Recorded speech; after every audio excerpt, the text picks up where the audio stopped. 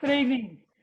Council acknowledges the Wadawurrung as the traditional owners of this land, and I pay my respects to the elders past, present and emerging, and to all Aboriginal and Torres Strait Islander people who live in the Greater Geelong community today.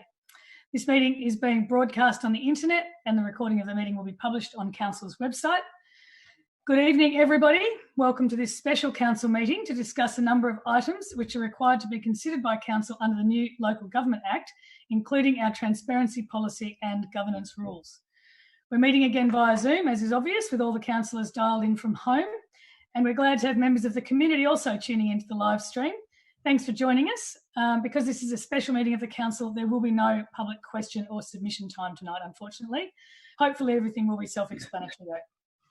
It is worth noting, given the topic of this meeting, that live streaming was actually introduced by this Council to introduce the transparency and the accessibility of our decision-making processes. And it certainly has served us well during the pandemic. While we've been unable to have members of the community attending our meetings in person, that's unfortunate, but we have still been able to conduct meetings.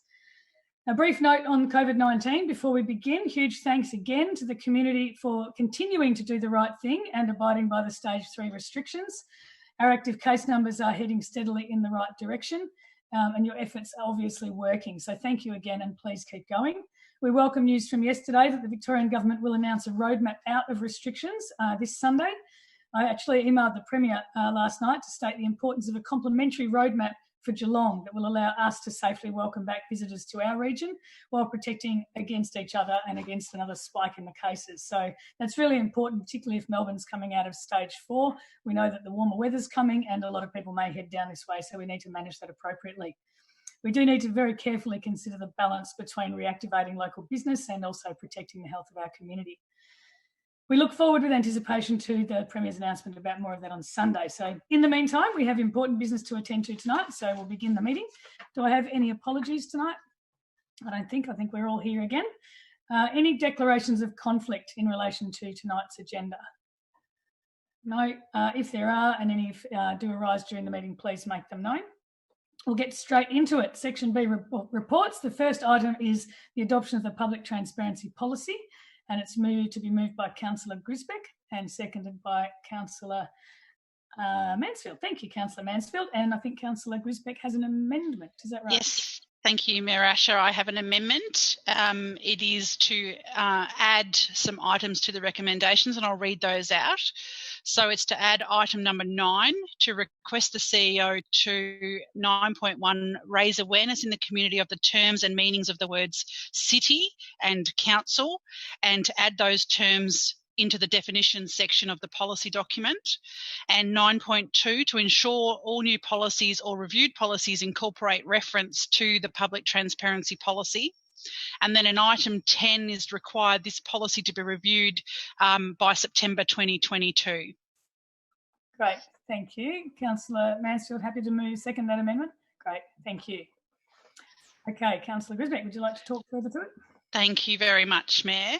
The public transparency policy is obviously coming to the Council because of the new Local Government Act changes, Local Government Act 2020, and the changes that are required, and Council has to adopt these by the 1st of September, which is today.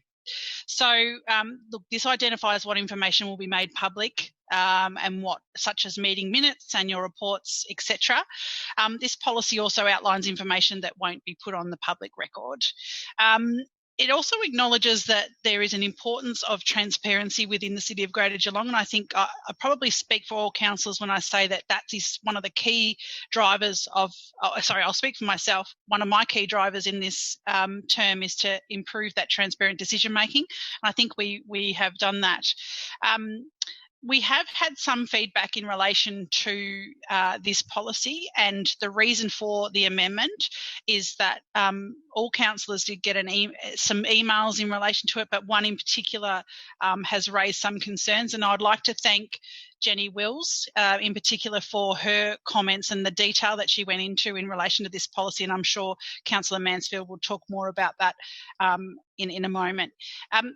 As a result, I think we've got a stronger transparency policy, and I would encourage my fellow councillors to adopt this amended recommendation and look forward to implementing this policy as we go forward. Thank you. Thank you, Deputy Mayor Grisbeck. Councillor Mansfield.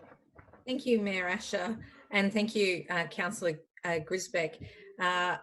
It's said that sunlight is the best disinfectant, but transparency obviously isn't just about preventing major misdeeds or corruption.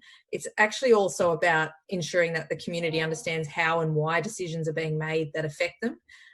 It's a bit like informed consent in medical practice. Doctors are trained to ensure that patients have all the information they need to be able to share in decision-making about their health. It's a fundamental principle underpinning good governance and democratic decision-making. And the new Local Government Act requires that the transparency of council information, decisions and actions or requires that we have transparency of council information, decisions and actions, and this policy addresses that basic requirement. The amendments that Councillor Grisbeck has outlined are based on feedback, as she pointed out, from the community. The first amendment is about the terms to describe councillors versus the administration, and I'm sure this will be discussed further by others, but it's an ongoing point of, I guess, it can be it's a bit ambiguous, this language, and it's not necessarily well understood by the public. And at the very least, we need to ensure that this language is more clearly explained in our documents, and potentially at some stage think about whether we revise that. But it is standard. It's standard terminology used throughout the organisation, and it's something that as councillors we're very familiar with. Our staff are familiar with, but when it comes to public-facing documents, it can be a bit confusing. When we talk about the city, what we actually mean is the organisation, the administration of council. We don't mean the city of Geelong, so it can be a bit confusing. The second amendment that's been made is about ensuring that transparency is embedded in everything we do, and that's something we should do anyway, but we really want to strengthen that that commitment through this amendment. And in order for the policy to be meaningful, it really needs to underpin all the work we do in council, and that's where there's a direct link with our governance policy that'll be debated later tonight. And finally, the amendment brings forward the date of review of this policy. This gives the new council an opportunity to review it, but gives them enough time to have settled in a bit. And it also opens up the possibility of further community engagement, including possibly, as has been suggested, with our valued advisory committee members. And I think it's only fitting that a document that's about being transparent with the community is regularly scrutinised by the community and they have input to that. The final point I'll make is that while it's important to have this policy in place, it's not, like any policy, not worth the paper it's written on if we don't live it out in our actions. That's the organisation and councillors. In my time as a councillor, there's a whole raft of measures that have been introduced to improve transparency in this council. So, for example, we have a portal that assists with information sharing between councillors. So thanks to our councillor liaison officers, almost done. And reducing the, we've also reduced the number of matters that are debated confidentially in meetings where possible, and we're trying to work on reducing this further.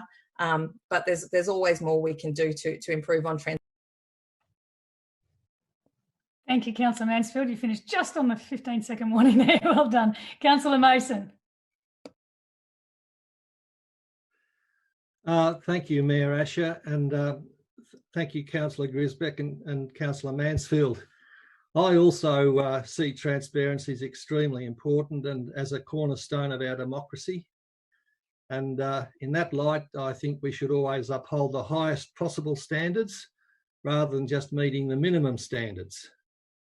And on one hand, I'd like to commend the officers for preparing this document under really quite difficult time constraints.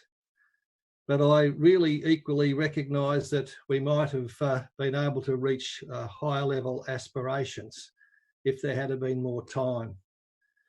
I'd like to make reference to specific council policies and documents which we could give greater clarity of focus to, and also note that's already been mentioned that there's a widespread misunderstanding of the role and the term council and the term city and the role of the CEO.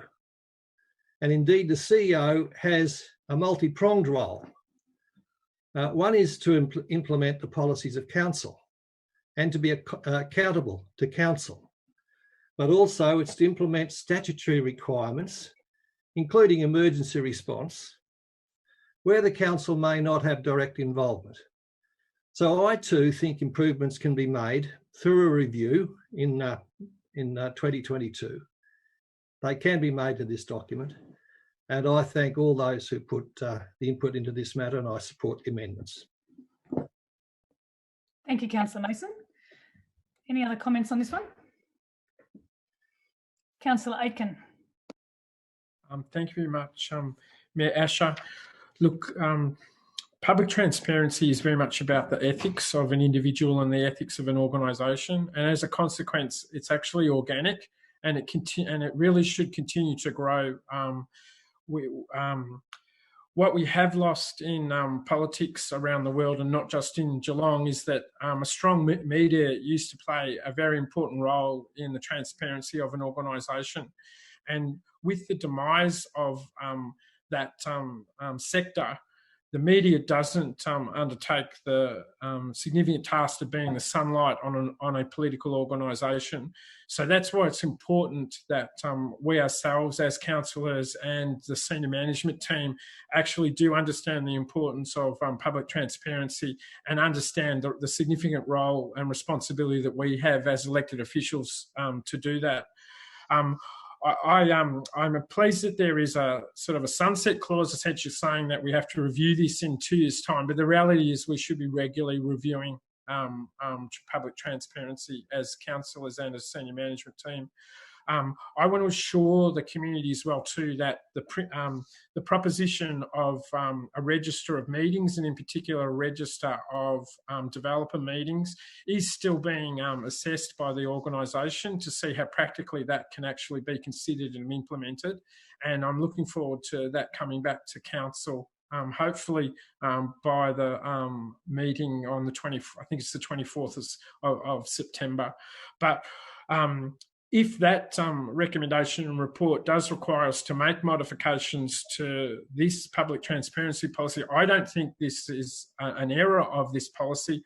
I think it actually just shows the significance that all of us actually understand about public transparency and how we continually have a responsibility to review it and uphold the highest ethical standards that we can as publicly elected officials, and our senior management team in particular, the significant responsibility that they have under delegated authority. So all of us culturally, if we understand the importance of it, we actually will be a better organisation, and our community will be better represented by everybody.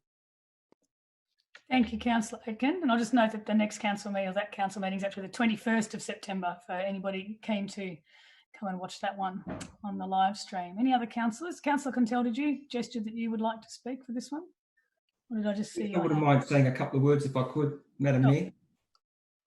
Yeah, thanks. Look, there's not much more to say because the councillors around the table have already spoke strongly about the importance that we put into transparency. And certainly over the last month, there's been a lot of input by quite a number of the councillors here tonight, recommending how to critique, how to make it stronger, how to make this a more robust document going into the future. One thing, though, that was disappointing was that there was an opinion piece written in the Geelong Advertiser about 2 weeks ago by an individual that really questioned our transparency and used the task force as an example to that. And one of the quotes that was in that opinion piece was that council didn't follow its own transparency policy and didn't make available all of those that were nominated and successful to form part of the task force. And that was unfortunately incorrect and wrong and inaccurate, because in fact it was the Geelong Advertiser that only several weeks before that actually printed the names of the participants and those that had been nominated to the task force. And council actually did make those names and available to the public, and they are available to the public. So it was a little disappointing that that example was used when it was actually incorrect and inaccurate. But all the same, I'm pleased that we're going forward in a positive manner with this document, and I'm sure that it will put us in good stead. And as Councillor Mason and Councillor Aitken have already mentioned, that it can only get stronger and more robust in the future. So that's it.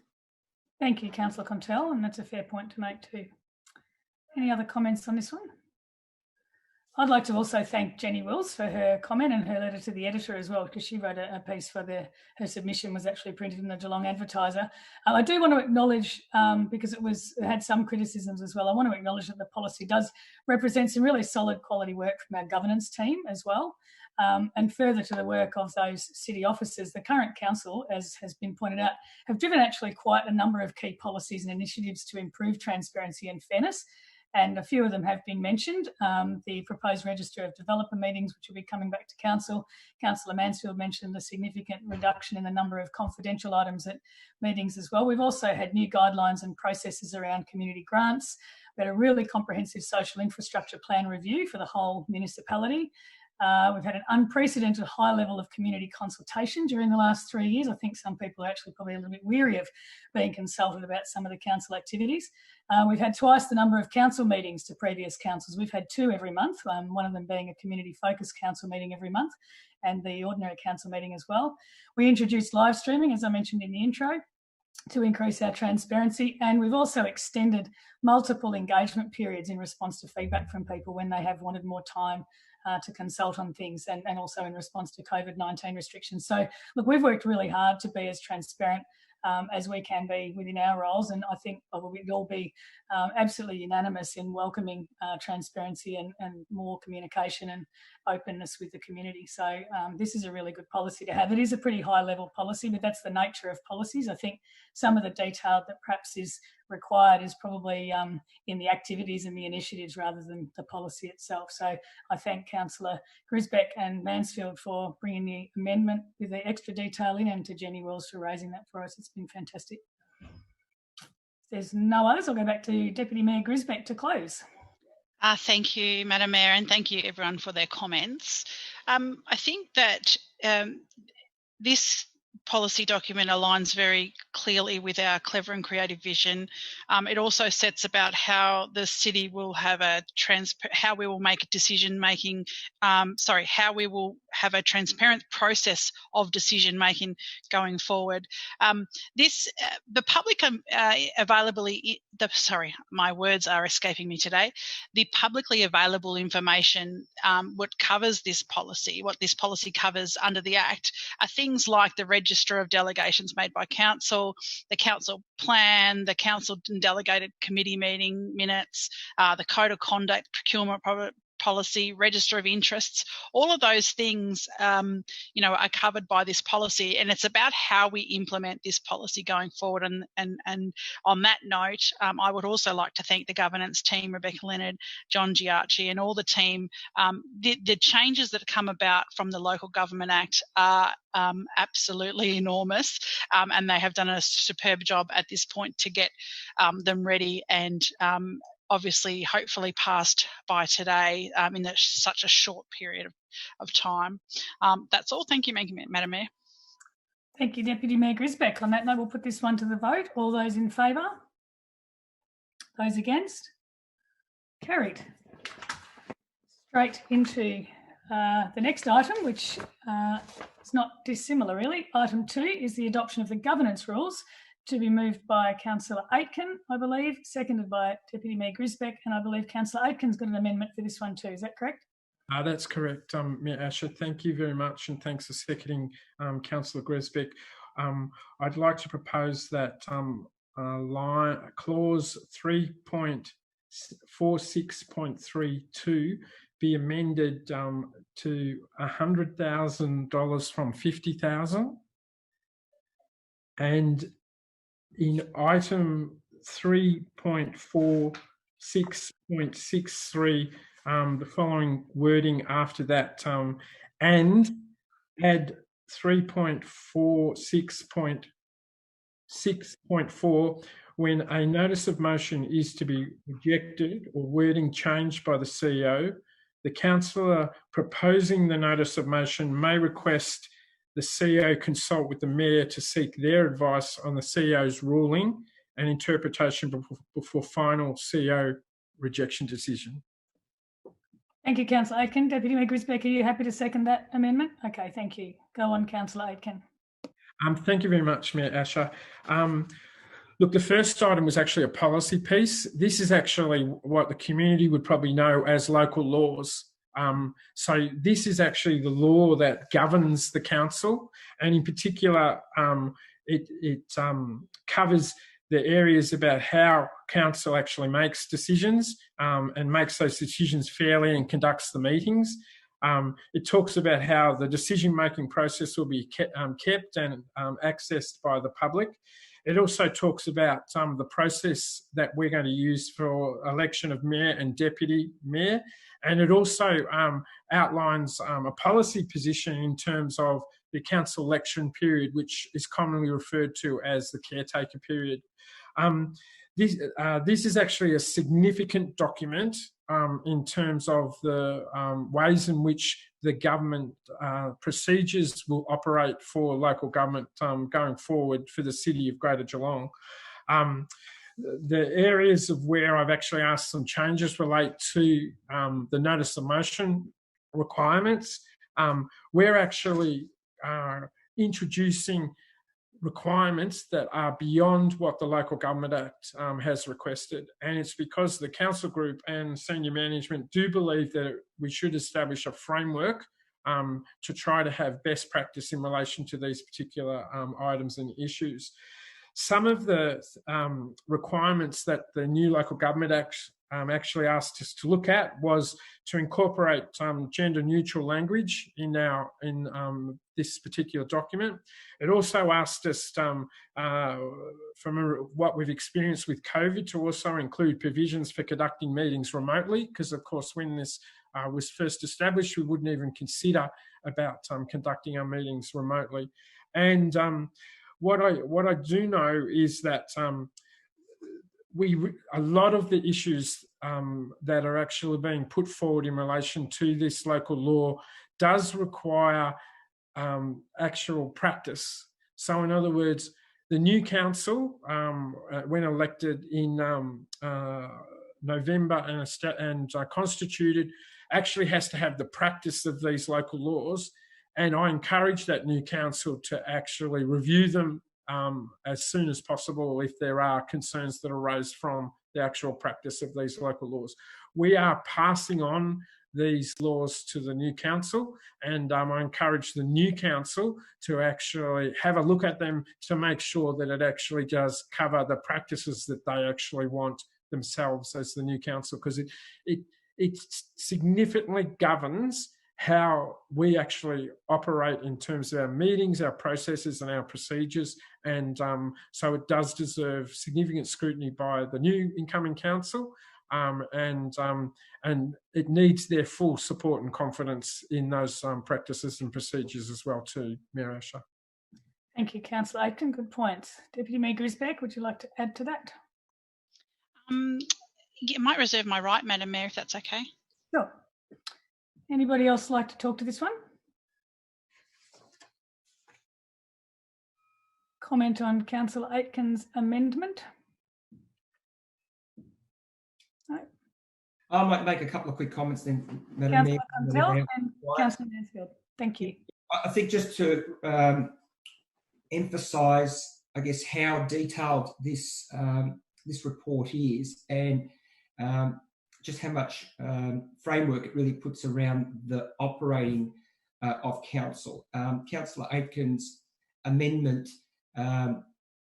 particularly 3.4, 6.3.2, really just gives us a little more flexibility in those smaller notice of motion, so that the wheels of business and the wheels of council can continue to turn without being bogged down in I guess, unnecessary sort of bureaucracy. And so I applaud him bringing that forward to what is already quite a constrained operating mode. So I fully support his amendment, particularly in that clause. Thanks, Councillor Contell. Councillor Mansfield. Thank you, Mayor Asher. Look, I'll support the amendment and I'll support the increased amount because I think overall it's an improvement on the current processes around in particular notices of motion. My preference is probably for 50,000, but I'll support the increased amount and take on board the comments Councillor Contell has just made around flexibility. But it's really the principle behind this that's important. I think it's important to note that this policy doesn't actually stop us doing anything. It just means that councillors are afforded and residents are afforded a bit more time to seek appropriate information relating to a notice of motion and ensure that that decisions that come before us that are put up by councillors are subject to appropriate levels of scrutiny. And I think our residents and ratepayers deserve nothing less than that. If we're spending their money, we should be doing it with as much information as we can and making responsible decisions. If a motion has merit, I don't think councillors should fear that additional information or scrutiny by the rest of council or more opportunity for public input will harm that motion. It should only enhance it, and I think it reduces the risk of any unintended consequences that could arise from rushed decision making. So I'll support the amendment because it still retains the fundamental principle behind it, which is to seek a report on any motion that is substantial in nature when it comes to the financial impact on council. Thank you, Councillor Mansfield. Any other comments on this one? Councillor Mason. You're on mute, Councillor Mason, so just take yourself off. Terribly sorry. Thank you, Mayor Asher. I endorse the amendment and the general sentiment of this motion. Just to emphasise, we always should be making decisions on as much information as possible, and we always should be calling on advice whenever possible. Frank, fearless, objective professional input is always important, and it's another element of transparency both for us and for the public. And so I endorse the motion. Thank you, and the amendment. Thank you, Councillor Mason. If there's no others, I'll go to Deputy Mayor Grisbeck. Thank you, Madam Mayor. I think most things have been said. I would just like to say that I think now that we have this new Local Government Act, I think it makes it pretty clear, and I think we have taken the best practice from the Local Government Victoria in relation to these documents. The amendment put forward by Councillor Aitken, I think, is a fair amendment, and I do like the amendment that the Mayor can speak to the CEO around these particular issues if that is required. People need to remember that the meeting procedures local law is now called the governance rules, and we'll have to get used to saying those different words. Nothing further, Madam Mayor. Thank you, Councillor Grisbeck. Councillor Aitken to close. I'm showing my age and involvement in local government, Councillor Grisbeck. They actually used to be called bylaws, and then they became local laws, and now they're called governance rules. So it's fascinating how there's continuous change in terms of local government and how we have to actually keep abreast of all of these terminology change that's actually exists. Look, I do commend the recommendation to everybody and the amendments I've put forward. And once again, as was mentioned in the transparency policy, I want to thank our governance team for all the work that they've actually done on this. This is a significant piece of work that's been undertaken, and we have fulfilled that in very tight timeframes between when the Local Government Act was actually adopted to also have some public consultation on this particular document. I think we only received one submission, was received on the draft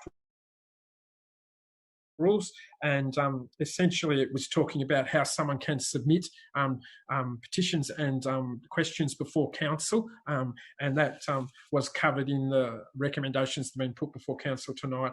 So yeah, thank you very much. Thank you, Councillor Aitken. We'll put your amendment to the vote. All those in favour? Those against? Carried. Item 3 is adoption of the council expenses policy, to be moved by Councillor Harwood and seconded by Councillor Aitken. Councillor Harwood. Thank you, Mayor Asher.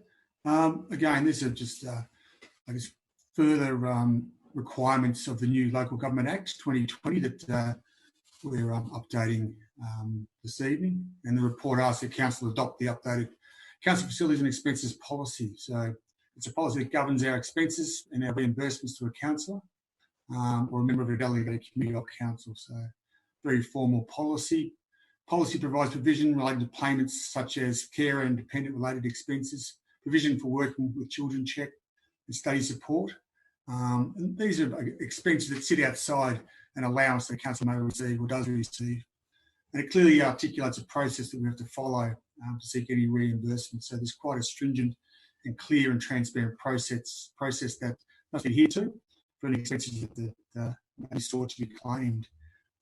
So that's, and all our details are found on the website. Again, just in relation to our transparency, our open book policy to our community.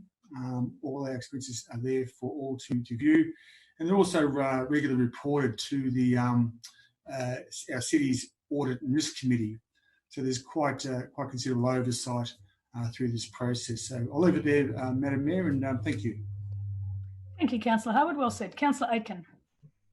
Thank you very much, Mayor Asher, and thank you, Councillor Harwood. It's good to be working with Councillor Harwood on a policy position of the City of Greater Geelong. And this one actually, as Councillor Harwood said, is about council's policy. At the present time, we've actually got two policies. One's our council expenses and facilities policy, and the others relate to our support that councils receive. So essentially this one is being our council facilities and expenses policy. And as Councillor Harwood said, it is a reflection of the new Local Government Act that was passed for 2020.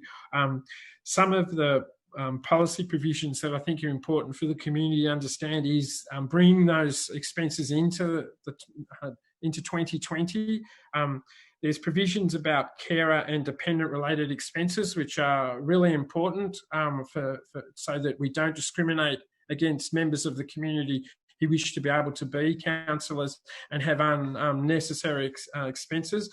Importantly, we also talk about the provision of working with children checks in terms of that they have to be given to councillors with the responsibilities that they have, and it will be reimbursed by the council. And I was really pleased too that there's an emphasis about personal development in local councillors. All councillors that are going through the candidate process for this year's election for the first time ever have to do a local government test, which you actually have to complete. I'm actually pleased in our policy to say that we're actually trying to improve the personal development of every single one of us that sits at the table now and sits at the table in the future, because we're actually going to include some study support capacity to get some expenditure relief.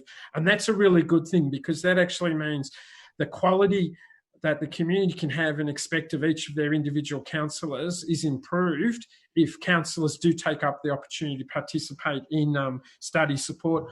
I was pleased during the life of this council that a number of councillors undertook the AICD course, and I encourage all councillors that haven't either completed that course or future councillors that are considering it. It really is a great opportunity to learn about best practice in terms of your roles and responsibilities at a board and governance level. And I encourage all councillors to take advantage of that opportunity in the future, and it will improve the governance and the way in which they undertake their duties and responsibilities as councillors. I should, and the final point I made is that the expenses policy also talks about that it will be quarterly published by councillors on the website.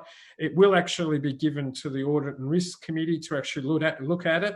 And so it is good that all of that is actually continuing in the policy so the community has that open and transparency access to the information of our expenses. Thank you, Councillor Aitken. Any others want to comment on the expenses policy? No? Oh, Councillor Manane. You need to unmute Councillor Manane, you're on mute. I apologize. I think over recent years and sort of past council may have been subject to a little bit of adverse publicity around council expenses, and it would be good to see some favourable publicity now with respect to this council, because the level of council expenses from individual councillors across the board has been extremely low. And in those instances where there have been, it has mostly been, as has already been pointed out, around personal education to help us to do our job better. So I think the current councillors deserve great credit for the way they've approached this area of the business, especially the education side. So it'd be nice to see some favourable public comment around council expenses. Thank you. Thank you, Councillor Manane. Any other comments on this one? Back to Councillor Harwood to close. Nothing further, Madam Mayor. I think it's been well said thus far. Excellent. Okay, we'll put this one to the vote. All those in favour? Those against? Motion carried. Item 4 is the adoption of the updated Audit and Risk Committee Charter, to be moved by Councillor Aitken and seconded by Councillor Mason. Thank you, Councillor Aitken.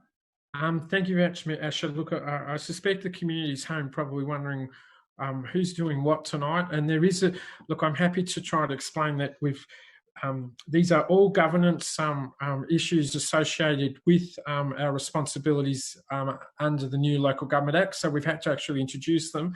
And in fact, our Mayor and our Deputy Mayor are the portfolio holders for governance and leadership. And the normal practice in local government meetings is that the chair doesn't move a motion. So what we have done is we've used a second lens on these particular items, and I have associated myself with the finance areas, and I'm pleased tonight to be able to introduce the new Audit and Risk Committee charter. The Audit and Risk Committee has actually been around for quite a long time in local government. But our particular committee and its charter was established back in 2016. So we had to review our charter because it's now been in existence for over 4 years. There's several changes that the Act actually required us to undertake in terms of the Audit and Risk Committee as well too. And in particular, some of those include improved reporting of council from committees, including biannual reports on those committees' activities. So like our Geelong major events now has to actually go to the Audit and Risk Committee on a biannual basis, and they have to report there so that a clinical lens is an independent lens, I should say as well too, is put over those committees instead of just the committee's report coming straight to council. And one I'm really pleased about in terms of the charter is that there's going to be a mandated annual assessment of committees' performances. So it'll be really good to see how all of these committees that council does have, how they're actually undertaking and being reviewed under that process. That's been driven by the Local Government Act and the importance of what we've all been talking about, openness, transparency and fairness of decision-making that council actually makes. I should say to the members of the public that the Audit and Risk Committee is an independent majority committee of council. It must have an independent chair who's not a councillor. Usually there is a focus on people with financial skills, but we are very blessed in Geelong that our audit committee has a wide range of experience and skill levels that bring great value to the organisation. In particular, one of our committee members has an extensive understanding and interest in digital innovation and digital transformation, which is something that the council is actually going through at the present time. So it's really good to have the lens of that specialist on our audit and risk committee. What the committee tries to do, it will monitor compliance with council's policies and procedures. It will monitor the financial performance and reporting of the council as well too. It will monitor and provide advice on risk management and fraud prevention systems to the council as well too. And it actually oversees all internal and external audits that are conducted within the city of Greater Geelong. It's actually probably one of the most important committees that any council has, apart from the council itself in terms of the chamber.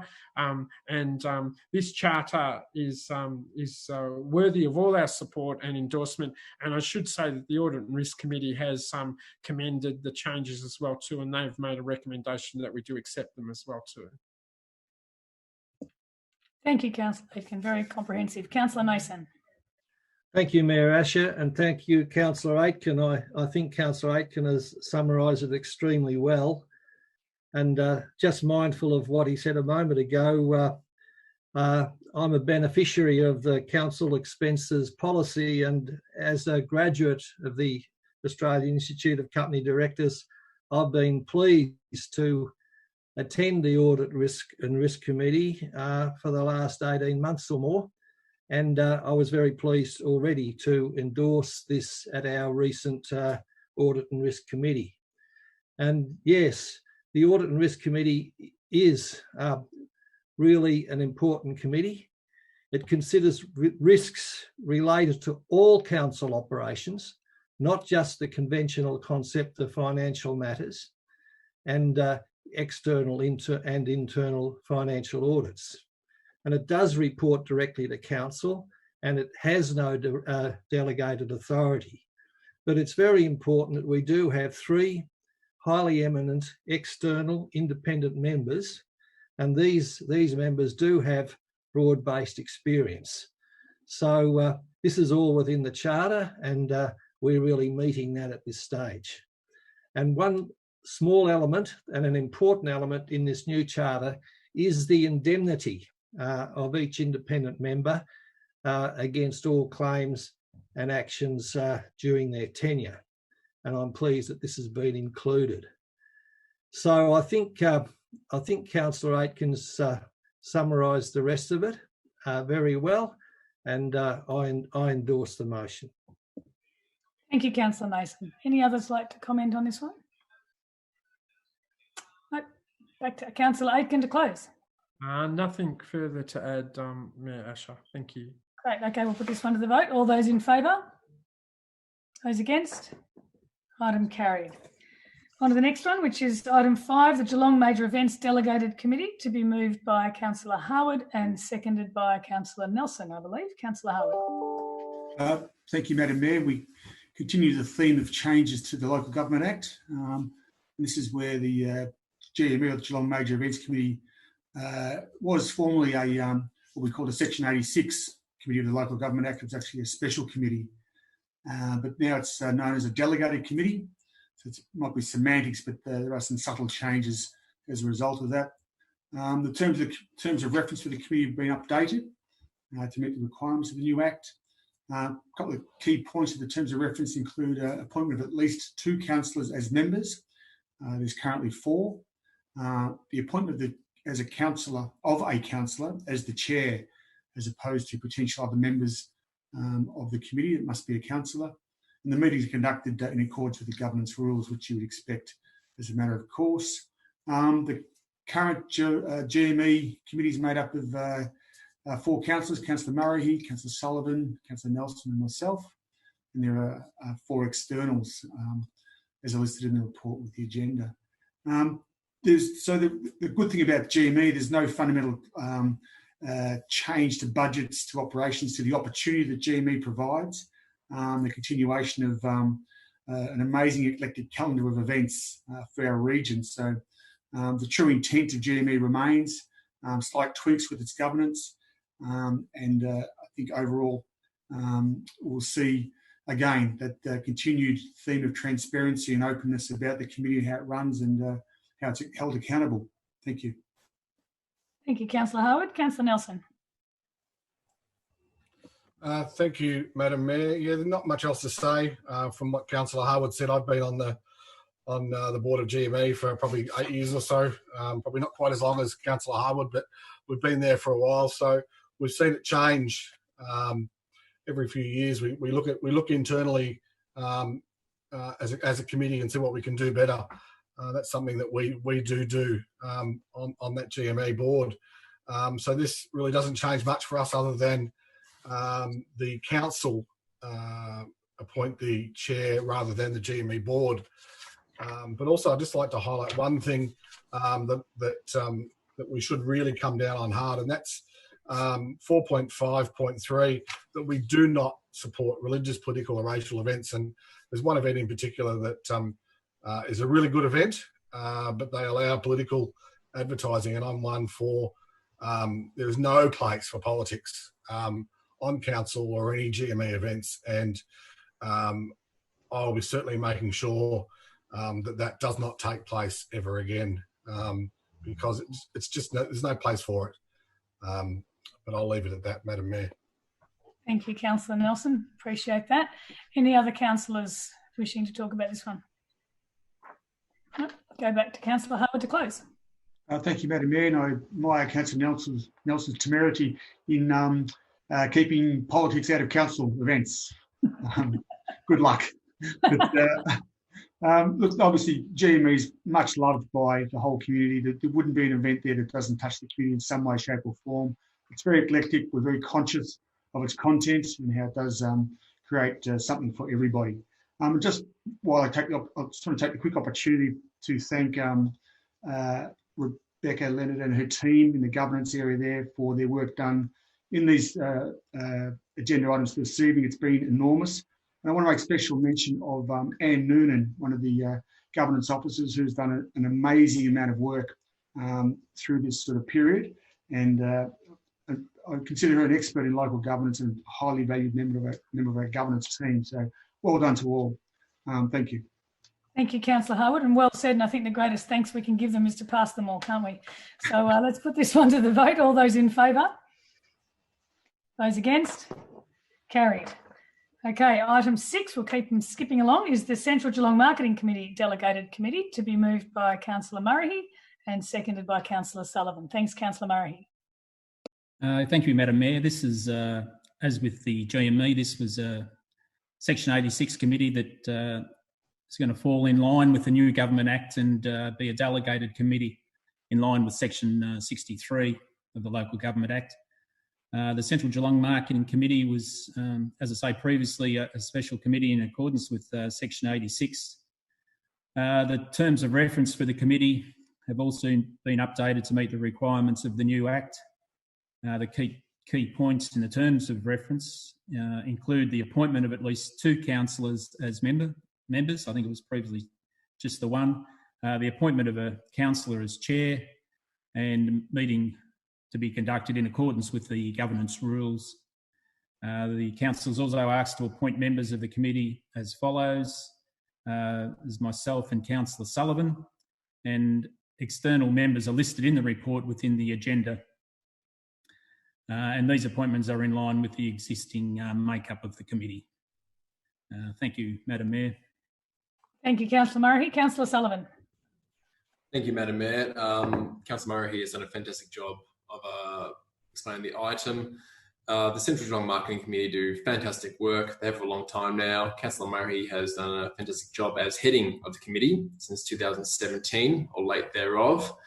I previously served as delegate, but under these new rules, fantastic and very excited to be a fellow member of the committee. But that's all from I endorse the motion. Thank you. Great. Thanks, Councillor Sullivan. Any other comments on this one? Go back to Councillor Murray to close.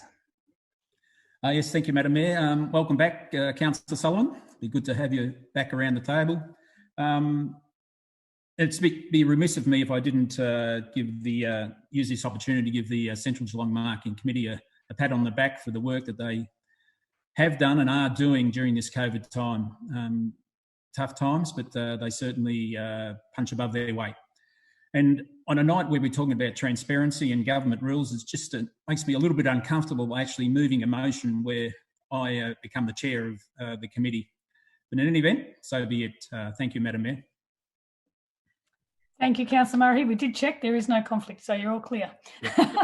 But thank you. And we'll put this one to the vote too. So all those in favour? Those against? Another one carried. Thank you. Item 7 is the Planning Delegated Committee, to be moved by Councillor Sullivan and seconded by Councillor Mason. Councillor Sullivan. Thank you, Madam Mayor. Much the same theme of things this evening. Planning Committee was previously established as a special committee in accordance with Section 86 of the Local Government Act 1989. With the new Local Government Act, it's been transferred to a delegated delegated committee.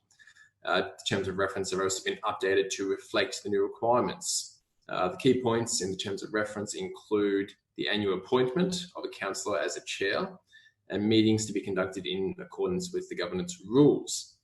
The council was also asked to appoint all councillors as members of the committee, so everybody can appear on the committee when needed, and myself as planning portfolio holder to be chair. These appointments are in line with the existing making up of the committee. And I should have, just for those watching at home, before I started rambling on, say that the planning committee is a panel made up of councillors that when a specific application that gets a certain amount of objections or submissions, or it can be controversial in some manner, means it can be called in and reviewed by a panel of community representatives, being the councillors, to have direct input on the approval or revocation of a permit. And with that, I happily move the recommendation. Thank you.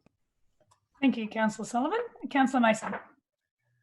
Thank you, Mayor Asher, and thank you, Councillor Sullivan. I think Councillor Sullivan's covered it very well, in that it is to update to the requirements of the new Act, and that the Planning Committee does have the powers, duties and functions of council as set out in the TOR,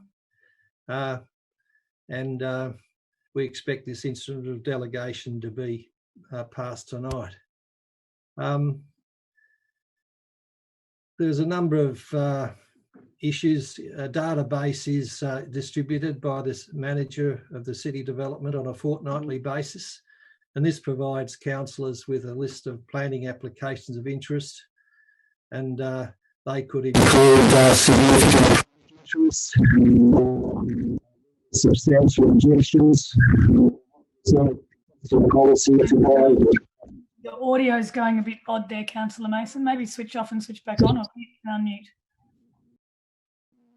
So I'd like to come to the end of my presentation, and I support my amendment. Thank you. Thank you, Councillor Mason. Yeah, the audio got chewed up a little bit there.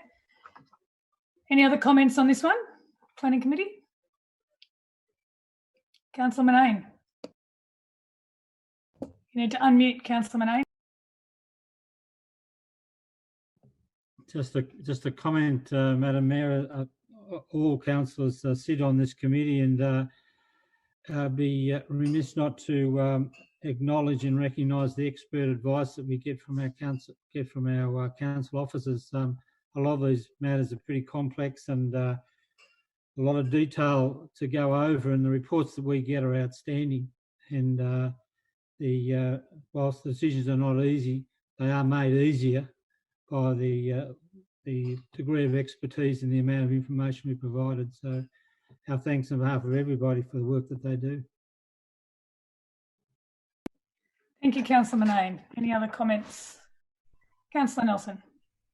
Yeah, thank you, Madam Mayor. Yeah, the Planning Committee that we have every, I think it's once a month, we meet on a Thursday night, is quite a good experience for me, because it brings us even closer to our community. We are the closest level of government to the community, but it gives the community a chance to have a say when a matter is called in, and they can come and see how this really how really well it works. Sometimes not in the favour of the community, but most times it is, and it gives me a great sense of pride that we can still vote on these things at that local level, albeit most things end up in VCAT, where they often get overturned. But at least we can have our little small wins, and for me as a councillor, that's what our role is: little wins, here and there, and it's such a good committee to be part of, even though it doesn't sound as sexy as GME. It is quite good, quite rewarding. Thanks, Madam Mayor. Thank you, Councillor Nelson. I can agree with that. That's planning committee is a whole lot of unexpected fun. Are there other councillors wishing to talk about this one? Nope. Okay, back to Councillor Sullivan to close. Thank you, Madam Mayor. I do endorse the words of my fellow councillors. They're quite correct. Planning is a very complicated matter, so Councillor Murnane is definitely correct in saying that we do rely, and I should be thankful for a lot of our expert officers we have here at the City of Greater Geelong, some of the best in the state, in fact. And Councillor Nelson's also correct as well. It makes us very close to the community. It brings us back to a grassroots level. So with that, I happily move the motion. Thank you, Councillor Sullivan. We'll put this one to the vote. All those in favour? Those against? Carried. Item 8 is the Chief Executive Officer Employment Matters Delegated Committee, to be moved by Deputy Mayor Grisbeck and seconded by Councillor Contell. Thank you, Councillor Grisbeck. Thank you, Madam Mayor. This is a report, obviously, as well, in line with the local government changes. Basically, all it's doing is changing from a special committee, changing it to a delegated committee. And that's probably enough speaking on that topic, particularly, Madam Mayor. Thank you. I love simplicity. Well done. And we have Councillor Contell seconding. Councillor Contell. Thanks, Councillor Mann. Look, I agree with Councillor Grisbeck. We already adopted this earlier on. It's very much an administrative change, and I won't talk any further on. I think most councillors understand what's occurred here. Yep. Anyone else want to add anything? Back to Councillor Grisbeck, and I'm sure it'll be to say nothing further. Nothing further, Madam Mayor. Thank you. Right. Okay, we'll put this one to the vote. All those in favour? Those against? Carried. Excellent. Item 9 is the Bellarine Multi-Arts Facility Community Asset Committee, to be moved by Councillor Mason, I believe, and seconded by Councillor Sullivan. Councillor Mason. Thank you, Mayor. This will establish the Bellarine Multi-Arts Facility, which is commonly known as the Potato Shed. The audio is not working very well, Councillor Mason, I'm afraid. I'm sorry, I'm in trouble with my computer today. No, I think if you can you sum it up in 20 seconds? We can hear you, but it's sounding really dreadful. But summing up in 20 seconds, the potato shed is extremely important. We have to comply with new TOR. We're the same community, essentially the same community representatives, 2 from each has been Okay. You've disappeared now completely. So thank you, Councillor Mason. We'll go to Councillor Sullivan to second. I'm sure there'll be more information from Councillor Sullivan. Thank you. Thank you, Madam Mayor. So the Bellarine Multi-Arts Facility is a fantastic community asset, which you're very proud of down in Bellarine, known as Potato Shed. It's a fantastic example of cooperation between the City of Greater Geelong, the local community, and in fact the local education sector as well. This is as well a report in theme with this evening in establishing it. The community managers in Drysdale, but it was previously an Section 86 committee of local government, and it's becoming a community asset committee within Section 65 of Local Government Act 2020. So it has the same functions almost, but it's being updated for new terms of reference. Councillor Mason is very familiar with it. He did a fantastic job in the committee in the last 2 years prior to me coming on it as well. So I want to thank him for his work on that one. In terms of reference for the committee update, that myself, Councillor Sullivan, and Councillor Murray come on board as myself as chair and Councillor Murray as deputy chair. The City of Greater Geelong's Manager of Arts and Culture will be present on the committee as well, and external members as listed under item 9 in tonight's meeting agenda will also be present. Once again, a fantastic community asset. We're all very proud of it in our neck of the woods, and I'm happy to move the motion. Great. Thank you, Councillor Sullivan. Anyone else want to comment on this one? No, we'll go back to Councillor Mason to close, but it'll have to be really quick. We'll check your sound again, Councillor Mason. Thank you very much, Councillor Sullivan, for saying exactly what I was going to say. So I endorse the motion. Well done, and your audio's back to normal now, so that's great. Well done. Okay, we'll put this one to the vote. All those in favour? Those against? Carried. Okay. The show does go on even when the audio fails. So item 10, delegations council to Chief Executive Officer, to be moved by Councillor Mansfield and seconded by Deputy Mayor Grisbeck. Councillor Mansfield. Thank you, Mayor Asher. Look, I'll speak a bit more about this one because the next item is fairly similar in flavour. But what this is it's about an instrument that outlines the decisions that can be made by the CEO on council's behalf. And it's updating this instrument in line with the new Local Government Act. It's worth noting that we're incorporating some aspects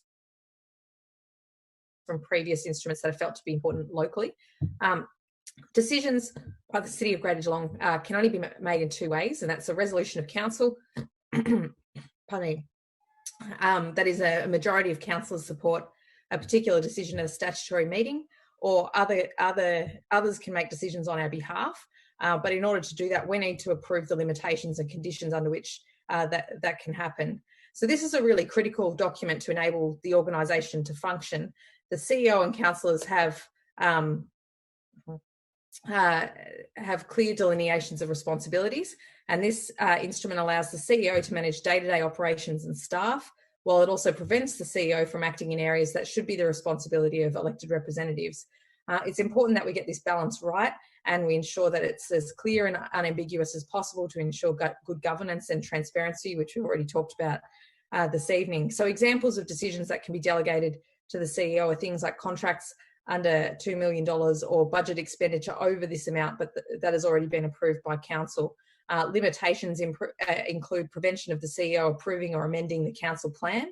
That's something councillors have to do, or electing the mayor. So like the other documents discussed this evening, it provides a very sound foundation, but it needs to be enacted appropriately. And in this particular instance, I believe that it's no substitute for trust, openness, and a good working relationship between the councillors and the CEO. And we're very fortunate to have had that with our current CEO, who I'll take the opportunity to thank throughout our term.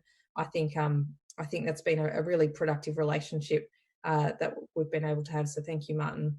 And I'll let my fellow councillors speak to this one. Thank you, Councillor Mansfield. Well said. Deputy Mayor Grisbeck. Councillor Mansfield has superbly said that, so I don't have to say anything. Thank you, Madam Mayor. Okay, does anyone else want to add anything? I think you've summed it right up, Councillor Mansfield. So I'll go back to you to close. Nothing further, Madam. Not more to say. I think we'll all say thank you to Martin on that one. A bit of a round of thanks due there. Okay, so everyone who's in favour of this one, please. All those in favour? Okay, those against? Carried. Moving into item 11, which is the council to staff delegations, once again to be moved by Councillor Mansfield and seconded by Councillor Grisbeck. Thank you, Councillor Mansfield.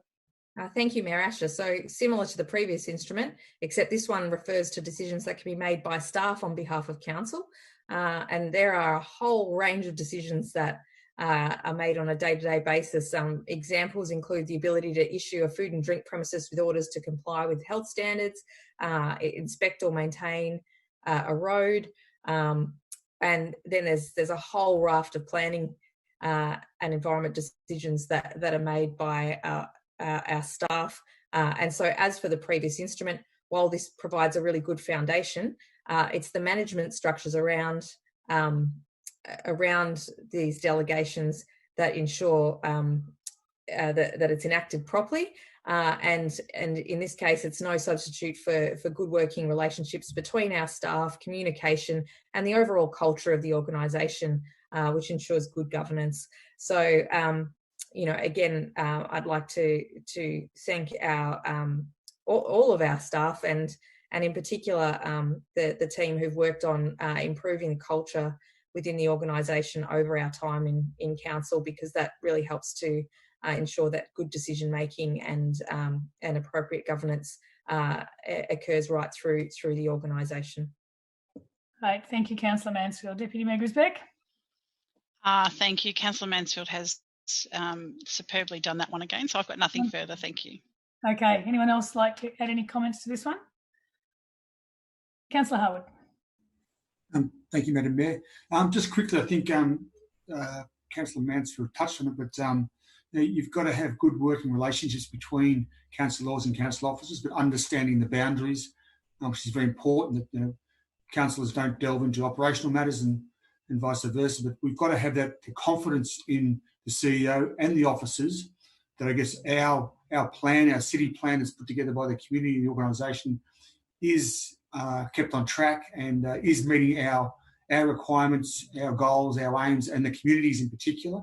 So I think at this point in time, the council's in a very good space in that regard. I think we have proven the last couple of years that we do listen to the community. We do have faith in our officers, and those results are being seen accordingly. Yes, we'll certainly have our debates as we've seen in recent times about what we think is going to serve us best and how that will roll out. But ultimately, the goal is to get the best outcome. And I think our CEO, Martin Cutt, who we appointed about 2 years ago now, roughly, has proven to be a very stable, very strong influence within the organisation. I think, again, I know I can take confidence when he's involved in different discussions and the operations of our council. And so I just say thank you to Martin. Others can make their own comments, but I just think we now have come out of a different era, and we are now finding ourselves being able to build relationships within the organisation that stand us in good stead, particularly when things don't go well. You're able to have open and honest conversations and get the best result each time. Thank you. Thank you, Councillor Harwood. Well said. Councillor Aitken.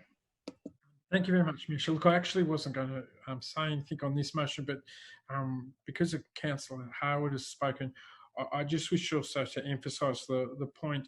It's not only councillors and staff that should have a good working relationship, councillors should have a good working relationship as well too. And I'm really pleased that history, I think, will actually judge this council as one that actually has worked very well together.